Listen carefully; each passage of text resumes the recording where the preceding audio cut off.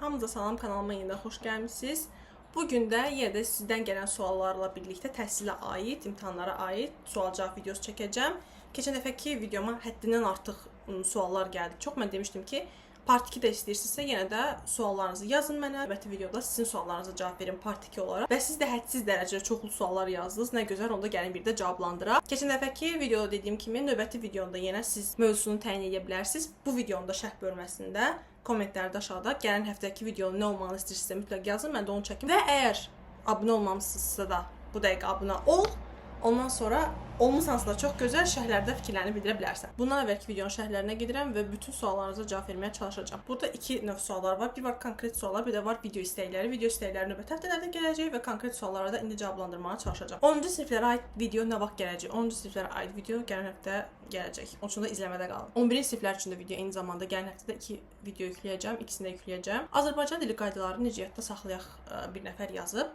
Azərbaycan dili qaydalarını yadda saxlamaq mənə gəlir ki, əzbərlə alınan bir şey deyil, sırf praktika ilə alınan bir şeydir. Amma başdan təbii ki, nəyisə öyrənməlisiniz. Müəyyən məsəl üçün şəkilçilər var ki, zaman şəkilçiləri, bunları yəni dəqiqliyi ilə qayda kimi öyrənmək lazımdır. Vurğuya görə dəyişən sözlər falan, bunları biraz əzbərləməli şeylər var, arxaik sözlər falan. Amma bundan başqa əsas praktikadır. Məsəl üçün elə adam var ki, cümlə təhlilini çox çətin şəkildə eləyir. Cümlə təhlili sırf praktikdir. Yəni nə qədər otur zərfliyi öyrən, mübtədanı öyrən, xəbəri öyrən, necə düzəlir. Bunlar nə qədər sizin öyrənsən də, amma praktika eləyir. Yəni dayanmadan cümlə təhlil etməlisən və bunu artıq sənin göz yaddaşına yazdır ki, bu nələr ola bilər. Eyni zamanda şəkilçilərdir. Məsəl üçün mən heç vaxt hər nitq hissəsinin düzəltmə şəkilçilər hissəsi olur. Elə adam var ki, onları oturur əzbərləyir. Çığlıq, dadı, dakilən, belə şeylər. Bu da bir müddətdən sonra yaddan çıxır. Mən tövsiyəm ona ibarətdir ki, sözlərlə bunu yadda saxlamaq yaxşıdır ki, məsəl üçün hansı sözü yadda saxlayıram? Sifətlərdir. Sifətlərdə sözləri yadda saxlayıram və həmin o sözlərdə olan şəkilçilər artıq istər-istəməz mənim beynimdə qalır və yaxud da ki, yenə də çox praktika elədikcə ağlınıza gəlir daha doğrusu. Əzbərlənməyə lazım gələn şeylər çox təəssüflər olsun ki, var. Bizim təhsil sistemində çox təəssüflər olsun ki, hər zaman əzbər yəni var da, əzbər mütləq dərəcədə orada var. Lazımsız bir şeydir, amma test onu istəyir, mütləq əzbərləyirik məcbur. Çalışdığınız qədər əzbərə az yola verin. Əzbər məcbur olan şeyləri əzbərləyin, amma qalanlarını isə sırf öyrənməyə, başa düşməyə çalışın ki, elə də olacaq, məsəl üçün cümlə təhlili kimi. Burada bir dənə də sual var ki, məşğələyə getmədən imtahana özü hazırlaşanlar haqqında video çəkə bilərsən. Yəni necə çalışmalı, nələrə diqqət etməli 3-cü qrup üzrə. Bunlar haqqında hər şey, hətta motivasiya verməyini istəyirəm, zəhmət olmasa. Mən əgər buna aid bir dənə ayrıca video çəkmək lazımdır. Listimə, siyahıma əlavə edəcəm videolar siyahısına. Ən yaxın zamanda çəkəcəm. Onun üçün də gözləmədə qal. Sırf 3-cü qrupa görə çəkərəm. Məşğələyə getmədən təbii ki, yəni bunu eləmək mümkündür. İnanın hər şey mümkündür. Məsələn, mən bilsəydim getməzdim hazırlığa. Ya tətilində 2 gün bir fənni oxusam yaxşıdır, yoxsa bir gün 3 fənni oxusam yaxşı olar? Yəni 6 gün ərzində hansı yaxşı olar? Xahiş edirəm cavablandırın. Məncə bir günə 3 fənn çoxdur. Çox qarşılıqlıq yaranır. Mənə gəlir ki, hər günə bir fənn daha yaxşıdır, çünki yaydı zaten. Mən hər günə bir fənn deyərdim. Otur onu daha yaxşı mənimsə, nəinki üçün birdən-birə qarışdırıb hərəsindən biraz qalmaqdan. Çox qorxuram, stres çoxdur. Bunu hər dəfə demişəm, yenə deyəcəm. Çox təəssüflər olsun ki, xüsusilə də bizdə, yəni imtahan sistemi belə çox ağırlaşdırılır, çox doğrudan da belə təzyiqli dərəcədə insanı məhv eləyir, amma həqiqətən streslənəsi bir şey yoxdur. Mən özüm də deyərsiniz ki, yaxşı, sən yola çox stresslənmişdin. Kaş stresslənməzdim. Mənə də deyirlər ki, stresə o qədər ehtiyac yoxdur, amma bir də belə bir şey var ki, adama nə qədər deyirlər ki, stresli olma, özünü sakitləşdirməyə çalış, o qədər fikir vermə. Mənə gəlir ki, bu adamı daha çox əsəbləşdirir. Çünki hələ deyirsən ki, sən oturmuşsan oradan rahat şəkildə deyirsən, amma o stresi keçirdən mənəm. Çox doğrudur, çünki o hisslərin hamısını mən də keçirdirdim. Amma bu yolu keçmiş biri olaraq deyə bilərəm ki, çalışdığın qədər, deməyəcəm ki, stressiz ol, çünki bu doğrudan da mümkünsüz bir şeydir. Boş-boş danışmaq sevmirəm. Amma çalışdığın qədər, yəni o stresi minimal həddə düşürməyə çalış. Çünki amma özümdən danışıram. O dövrlərdə istər həmin o stres mənim sağlamlığımda da problemlər yaratmışdı. Ondan əlavə olaraq dərsə fokuslanmağımda da problemlər yaratmışdı. Bildiyim xırda şeyləri belə elə çətin, elə səhvlər edirdim ki, yəni çox diqqətsiz olmuşdum stresə görə. Sağlamlığımda da çox problemlər yaratmışdı ki, sağlam olmayacaqsınız zaten. O testləri işləyib, o imtahanı da sağlam olmayacaq şəkildə eləmək mümkün deyil. Onun üçün əsas sağlamlığınıza fikir verin. Biraz belə özünüzü narahat istəyirsinizsə, yaxşı hiss eləmirsinizsə, üstünüzü təzyiq, yəni baskı eləyib daha da üstünə getməyin. Biraz motivasiyanızı artırmağa çalışın, sakitləşin və sonradan yenidən davam eləyin. Stressiz şəkildə öyrəndiyiniz bir şey sizin daha yaxşı yadınızda qalacaq. Çünki siz rahat şəkildə öyrənirsən, özün istəyirsən bunu eləmək. Bir də var ki, bunu eləməliyəm baskı altında. O daha pisdir və inan gedib imtahanda oturanda da ən sadə bildiyin şeyi belə o stresə görə unuda bilərsən həmin dəqiqə və o qədər onun üstündə belə çalışarsan ki, daha da pis vəziyyətə qalar. Çalışdığınız qədər minimala indirin. Yəni dünyanın sonu deyil.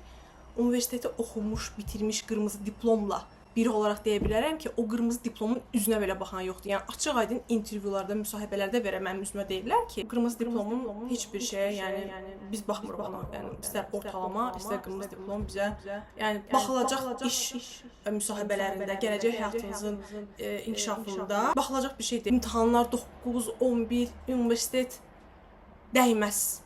Bu qədər. Mən bu il 8-i bitirdim. Riyaziyyatım pis deyil, amma açıq suallardan qorxuram. Yaza bilməsəm stres boğur məni. Bax, stres hər zaman, yəni bizim başımızın problemidir, bəlasıdır. 8 bitirmisən, riyaziyyatın da pis deyil deyirsən, açıq suallardan qorxma. Qapalıları yazarsan, açıqlarda bacardığın qədər yazarsan, dünyanın sonu deyil. Yəni 8 bitirdiyin üçün deməli 9 imtahandan danışırsan. 9 imtahanda ümumiyyətlə heç bir şeyə əlaqəsi yoxdur, heç bir şeyə təsiri yoxdur. Hamıda böyük bir şey yaradır. 9 imtahanın yığdığın balın heç nəyə təsiri yoxdur. Əgər 9-dan çıxmırsansa, onun üçün də onu demək istəyirəm ki, o qədər stresslənmə. Qapalı sualları yazacaqsan, açıqlarda praktis eləyərsən, praktikada daha yaxşı biləcəksən və bacardığını yazarsan. Yəni 30-a 30 yazmaq kimi o ağırlığı yükü üstümüzdən ataq. 9-un imtahanından özümdən 250 plus bal gözləyirəm.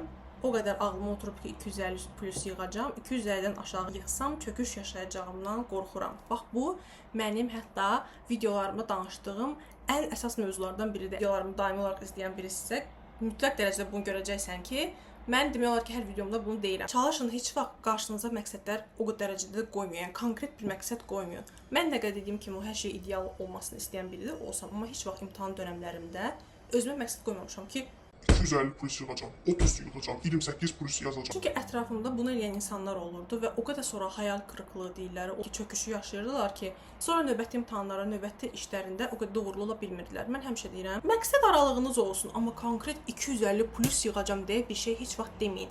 Çünki o sizi birinci stresinizi artırır. Siz o imtahana girəndə özünüzdən də nəsə gözləyirsiniz, yəni 250 plus birdən olmadı. Həm də ki, məsəl üçün İraq olsun, tam istədiyiniz olmasın. 250 yox, 248, 240 belə yığsan, sonra o sənin gözündə heç nə olur da, yəni deyirsən ki, istədiyim olmadı ki. Amma halbuki o bal, yığdığın o bal kimin üçünsə mükəmməl bir baldır. Kimsə o bal yığıb, yəni dünyanın sevincli, xoşbəxt adam ola bilərdi. Amma sırf o məqsədi qoyduğun üçün sənin gözündə artıq qazandığın uğur da heç olur və o qədər çəkdiyin əziyyət də heç olur və özgüvənin aşağı düşür. Yığacaqsan nə gözəl, mən də inanıram, yığa bilərsən, yığma potensialın da var. Üstündə işdə 270 yığ, 290 yığ, 300 yığ, amma imtahana girəndə 250 bal yığacam. Bunu demə. 250 plus bal yığma şansın daha yuxarı olacaq. Çox gözəl videolar paylaşırsan və səni izləyirəm. Çox təşəkkürlər. Ürək də ürəyə oxşamadı. Bu il 8 olacaq şagirdlərə tövsiyələr nə olar? Buna dair bir dənə video çəkə bilərəm. Bu il 8 olacaq şagirdlərə onu deyə bilərəm ki, gözəl dincəlin, həyatınızı yaşayın, əylənin. Yəni bu il 8 olacaqsansa deməli 7-ni bitirmirsən. Hələ ki qarşında ağır məsuliyyətlər yoxdur və məsuliyyətsiz həyatının dadını çıxarmağa çalış. Amma dərs illaki, yəni dərs oxumaq istəyirəm deyirsənsə, ona aid də video çəkərəm. Azərbaycan dili, riyaziyyat, ingilis dilindən testlər işləyə bilərsən. Onsuz da işləyəcəksən qarşıda. Heç vaxt mövzunu oxuyub həmin dəqiqə testi işləməyin. Çünki siz həmin dəqiqə mövzunu oxuduğunuz üçün artıq o mövzu sizin beyninizdədir və testi rahat şəkildə işləyə bilirsiniz. Amma biraz yoxlamaq lazımdır. Görün bu mövzu beyində nə qədər qalacaq, yəni. Çünki sən imtahanda həmin dəqiqə bütün mövzuları oxuyub təzədən testi işləməyəcəksən də, biraz yaddaşı işlətmək lazımdır. Onun üçün də məsələn bu gün mövzunu oxuyum, sabah yox, birisi gün testini işləyim və ya da sabah testini işləyim kimi belə şeylər eləyir. Yəni çox adamda belə bir şey ki, o mövzunu bu dəqiqə oxudu, əzbərlədi, tarixdir məsəl üçün. Həmin dəqiqə keçir testləri işlədi. Yazacaqsan da, yəni bu dəqiqə oxumusan, illər yadındadır. 2 gün sonra görə onu yaza biləcəksənmi? Bunu məsləhət edirəm ki, yayda biraz praktis eləyin. Bir sualım olacaqdı. Videoda bildirdiniz ki, hər fənni qurtaranda, kodlaşdıranda orada anlayamadığını yazmaq istəmisiniz. Sonra olur da bir sualda əmin deyiləm. İki variant arasında qalmışam. Məsəl üçün o variantı almışam, amma sonra təzədən yoxlama fikrindəyəm. O vaxt onu yazmalıyam. O vaxt onu yazmayım da, kodlaşdırmada boş qoyum, sonda yazdıqlarımı yazanda ona baxım. Belə edim, zəhmət olsa cavablandırarsınız. Video üçün də təşəkkürlər. Belə eləmək daha yaxşıdır. Belə anladın ki, yəni onu soruşursan ki, konkret 2 variant arasında qalmışam və ya da konkret sual cavabı bilmirəmsə, həmin dəqiqə kodlaşdırma yoxsa yox. Elə mən də onu nəzərdə tuturdum ki, həmin dəqiqə kodlaşdırma vaxt gələndə təzədən ona qayıda bilərsən. Çünki ola bilsin ki, stresslisən və ya da ki, beyin həmin dəqiqə donub. Cavabı səhv kodlaşdırarsan, məsələn, Y eləyərsən, amma sonra yarım saat, 15-20 dəqiqə sonra ona qayıdıb deyə bilərsən ki, sualın cavabı konkret olaraq, yəni B idi də, mən niyə Y yazmışam? Çox rahat gələ bilər o sual sənə.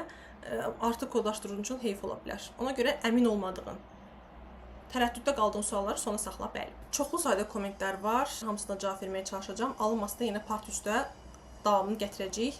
Bu videonun da şərh bölməsinə yenə də suallarınızı yazın. Hamısına cavab verəcəm.